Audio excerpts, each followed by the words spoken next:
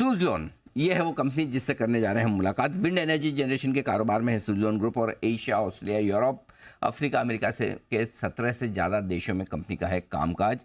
पिछले लगभग 30 साल से देश दुनिया की कई दिग्गज कंपनियों को सुज़लोन दे रही है अपनी सर्विसेज और जून 2024 तक के जो हमारे पास आंकड़े हैं, करीबन करीबन 47 गीगावाट के प्रोजेक्ट सुज़लोन कंप्लीट कर चुकी है। आइए मैं आपकी मुलाकात करवाता हूँ कंपनी के ग्रुप के सीएफओ हिमांशु मोदी साहब हमारे साथ कार्यक्रम में शामिल हो रहे हैं। और हिमांशु जी, ग्लासगो से आपने फाइनेंस में यूनिवर्सिटी से मास्टर्स ऑफ साइंस की डिग्री हासिल की है। अगस्त 2021 से आप पूरे ग्रुप के सीएफओ हैं। कॉर्पोरेट फाइनेंस, बैंकिंग, मीडिया और रिन्यूएबल एनर्जी में लगभग 25 साल का अनुभव रखते हैं हिमांशु जी। हिमांशु जी, बहुत बहुत स्वागत है आपका, धन्यवाद हमें समय देने के लिए। और मुझे याद नहीं आ रहा कि पिछली बार आपकी कंपनी से हमने कब मुलाकात की थी, कब बात की थी, तो मैं बहुत फ्लैशबैक में जा रहा हूँ। आईपीओ के ज़माने से उसके बाद स्टॉक में बड़ा रनअप हुआ और उसके बाद स्टॉक को लोगों ने, कंपनी को लगभग डिस्कार्ड कर दिया, लेकिन उसके बाद आपने जो एक बड़ा टर्न अराउंड किया इस कंपनी में, जरा समझाएं कि पिछले 2-3 साल में क्या कुछ बदला है कंपनी में और ये रिवाइवल क्यों और कैसे हुआ है, थोड़ी वो स्टोरी बताइए। अनिल जी, बहुत बहुत धन्यवाद। पहले आपके और आपके दर्शकों को थैंक यू सर। सुजलॉन से हमारा नमस्कार। पिछले 2-3 साल में अगर मैं आपसे बताऊं तो पहले, सबसे पहले हमारी जो एक सुजलॉन, जिस बारे में जाना जाता था कि बहुत एक डेट रिडन कंपनी है, बहुत ज़्यादा डेट है कंपनी में, तो हमने एक एक करके लेंडर्स के साथ डिफॉल्ट भी हुआ, रिस्ट्रक्चरिंग भी हुई। मतलब एक चेकर्ड पास्ट रहा है कंपनी का with regards to balance sheet. So हमारा एक एजेंडा, मैंडेट बहुत क्लियर था कि जब तक हम ये बैलेंस शीट से डेट को क्लियर नहीं करेंगे, मतलब एक जैसे एक नासूर कैंसर की तरह बन चुका था वो डेट उस बैलेंस शीट पर, तो जब तक वो बैलेंस शीट हेल्दी नहीं होगी, बॉडी हेल्दी नहीं होगी, वो कंपनी भाग नहीं सकती। तो हमने बहुत एक स्टेप बाय स्टेप प्लान से डेट को क्लीन किया। हमने रिस्ट्रक्चर डेट को रीफाइनेंस करवाया, रीफाइनेंस करके डेट में जो हमारे लेंडर्स हैं उनको इक्विटी शेयर्स अलॉट हुए, तो डाइल्यूशन हुआ, इक्विटी बेस की बढ़ोतरी हुई। उसके बाद एक राइट्स इशू किया 1200 करोड़ का, जिसके जो लार्जली डेट रीपेमेंट में गया। फिर हमने एक इंस्टीट्यूशनल प्लेसमेंट राउंड किया 2000 करोड़ का। दोनों ही राउंड्स में हमें बहुत उत्साहित रिस्पांस मिला निवेशकों से, जिसकी वजह से balance sheet completely debt free हो चुकी है। ना ही डेट फ्री, आज का लगभग 1200 करोड़ का कैश सरप्लस है बैलेंस शीट पर। एंड वो डेट फ्री होने से जो हमारी वर्किंग कैपिटल फैसिलिटीज हैं, जो नॉन फंड बेस्ड फैसिलिटीज जिसे कहते हैं लेटर ऑफ क्रेडिट और बैंक गारंटी लिमिट्स, वो हम आज सिग्निफिकेंटली बढ़ा चुके हैं। तो जो हमारी आज ऑर्डर बुक है उसको डिलीवर करने के लिए वर्किंग कैपिटल लिमिट्स भी एडिक्वेट है, और वो डेट साफ करना उस वर्किंग कैपिटल लिमिट्स को ऑब्टेन करने के लिए बहुत ज़रूरी था। तो आज अगर एक कंपनी की एक स्थिति को बात करें, जो एक डेट बर्डन कंपनी थी लगभग 2-3 साल पहले तक, आज की स्थिति ये है कि आज हम 1200 करोड़ कैश सरप्लस पे हैं लगभग। इनफ वर्किंग कैपिटल फैसिलिटी है। लगभग 5.5 गीगावाट की ऑर्डर बुक है, जो आने वाले 2 वित्त वर्षों में उसको हमें एग्जीक्यूट करके डिलीवर करना है हमारे क्लाइंट बेस को। So everything is fallen in place together for the company. सब कुछ एक साथ में, टाइमिंग, वो आई थिंक सबकी ब्लेसिंग्स हैं। And our late founder chairman Tulsi bhai, उनका एक विजन था जिसको हम लोग एग्जीक्यूट करते चल रहे हैं, जिस वजह से आज कंपनी इस कगार पे आ खड़ी है। बिल्कुल। और हिमांशु जी, अब मैं आपको कॉम्प्लीमेंट और कॉन्ग्रेचुलेट भी करना चाहता हूं, क्योंकि अगस्त 2021 यानी कि लगभग 3 साल में ग्रुप सीएफओ के तौर पर आपने पूरी तरह से कंपनी को फाइनेंशियली टर्न अराउंड किया है, बैलेंस शीट के लिहाज से, लेकिन प्रॉफिटेबिलिटी के लिहाज से भी कंपनी टर्न अराउंड होती दिख रही है। मैं पिछले तिमाही के जो नतीजे देख रहा था, बहुत दमदार रिजल्ट दिख रहे हैं। क्या एक तो सिर्फ चलिए डेट कम हुआ, खत्म हुआ, उससे आपकी प्रॉफिटेबिलिटी बढ़ती है, दूसरा आपके कोर ऑपरेशन से प्रॉफिटेबिलिटी आती है, दोनों का किस तरह का कंट्रीब्यूशन है आपके कामकाज में, आपके मुनाफे में, ये समझाइए।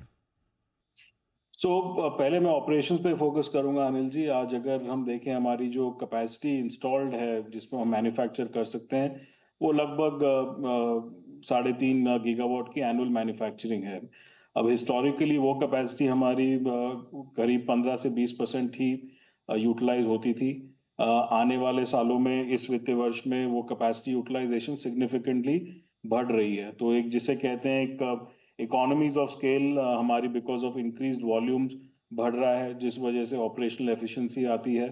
टॉप लाइन बढ़ रही है पर खर्चे उस प्रपोर्शन में नहीं बढ़ रहे हैं। फिक्स कॉस्ट हमारे हमने बहुत कंट्रोल रखा हुआ है फिक्स कॉस्ट पे।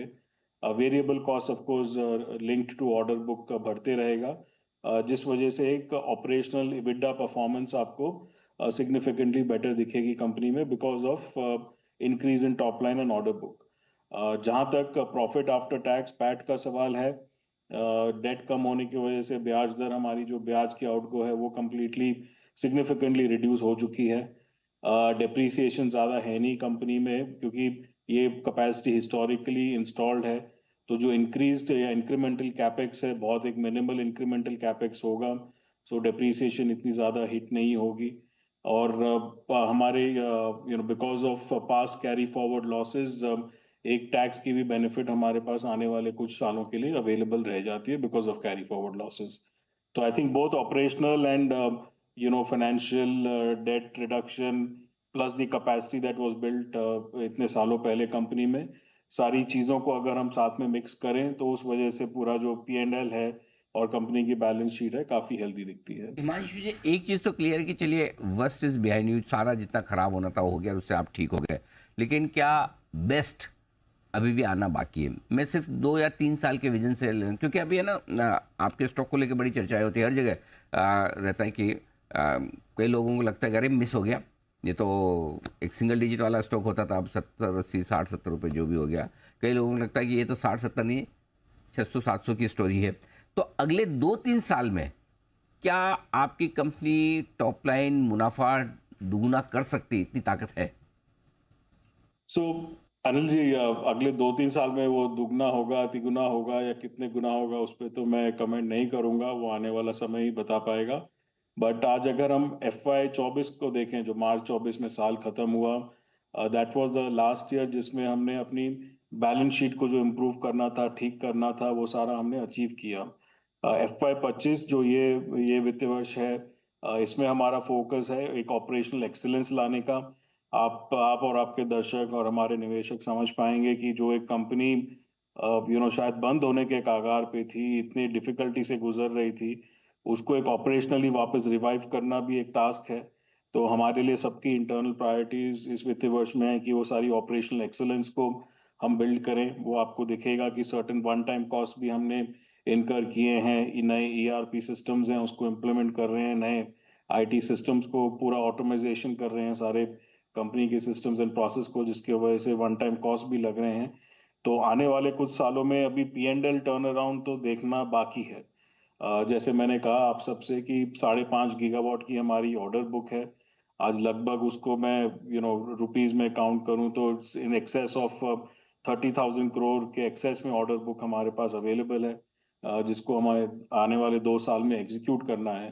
सो जो P&L टर्न अराउंड या P&L एक्सेलेंस है वो तो आने वाले 2-3 साल में अभी भी देखना बाकी है। That I would definitely say that. उम्मीद करता हूँ कि उतनी ही मजबूत टर्न अराउंड जो फाइनेंशियल टर्न अराउंड आपने बैलेंस शीट पे की है, उतनी ही प्रॉफिटेबिलिटी की भी जबरदस्त देखने को मिलेगी। हिमांशु जी, बहुत बहुत धन्यवाद और आपको शुभकामनाएं इस आगे के प्रॉफिटेबिलिटी के लिहाज से जो आउटलुक आपने बताया है कि अच्छा समय आने वाला है। उम्मीद करते हैं आपके इन्वेस्टर्स और ज़्यादा खुश होंगे। विस्तार में आपसे फिर और किसी दिन मैं आपको आमंत्रित करूंगा, बात करेंगे। आज के लिए बहुत बहुत शुक्रिया, thank you so much. Thank you sir. आइए बढ़ते आगे और वक्त